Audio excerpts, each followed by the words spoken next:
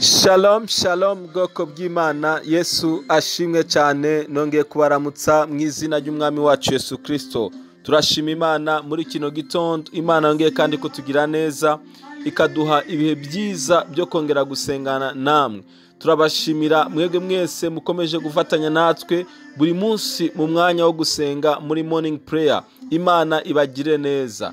Nkuko bisanzwe muri kumwe nanjye Arsene Ndikumana, nkongera kubasaba gukomeza gusangiza abandi iri sengesho kugira ngo nabo bahabwe umugisha, batangirana umunsi n'isengesho. Iki cyumweru Uwiteka yadusize ku mutima nanone kuganira namwe ijambo rivuga ngo nizihe mpamvu zotuma usengana umutima uremye cyangwa se umutima utarimwo gushidikanya. Yesu ashimwe cyane. Abo twatangiranye twasomye ijambo ubw'Imana yabwiye Aburahamu ngo ese ngo ni igiki kibasha kunanira Imana.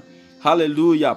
Iyo usoma ijambo ry'Imana ugenda ubona ko hari ibintu byinshi cyane Imana yagiye ikora mu buzima bw'abantu, kubera ko bari bayizeye, kubera ko bari bayishyizeho umutima. Yesu ashimwe cyane. Igihe cyose rero tuje imbere y'Imana tuje gusenga, tugomba kwiringira Imana, tukizera Imana ko Imana iri mu ruhande rwacu kandi Imana iza gusubiza isengesho ryacu. Biba bigoye n'ibyo, hari igihe umuntu asenga ntiyumva ijwi, ntiyumva ikintu na kimwe, ariko kwizera kwawe kuzatuma Imana ibasha gukora ibintu bikomeye mu buzima bwawe. Haleluya.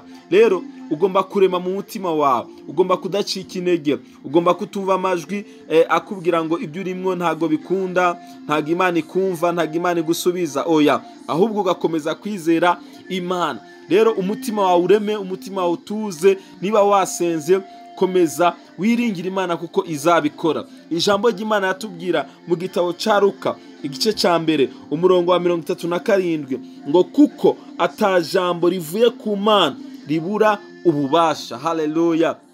Nta jambo na rimwe rivuye ku Mana ribura ububasha. Iyo tugiye gusenga, haleluya, tugomba kwizera ijambo ryose Imana yavuze, Imana yatubwiye. Ijambo dusoma muri Bibiliya tugomba kuryizera kuko ijambo ry'Imana ntabwo ribura ububasha. Haleluya. Niba Imana yakubwiye ngo senga nzoguha, mpamagara nzokwitaba, haleluya, kora kintu iki ijambo ry'Imana rikubwiye. Iyo ugiye mu masengesho rero ugomba kugira umutima uremye, haleluya, umutima utuje, haleluya, utajagaraye muri wewe, udafise gushidikanya muri wewe, ahubwo wizeye ko Imana iza gukora icyo wayisabye. Haleluya. Mwibuke twatangiye tuvuga ngo Imana ni data, Imana n'umubyeyi kandi ishoboye byose. Haleluya. Rero ijambo ryose Imana yakubwiye ni ukuri kandi rizasohora mu buzima bwawe. Rero iyo usenga, iyo ufukamye mu rugo rwawe, ufukamye mu nzu yawe cyangwa se mu rusengero usengeramwe,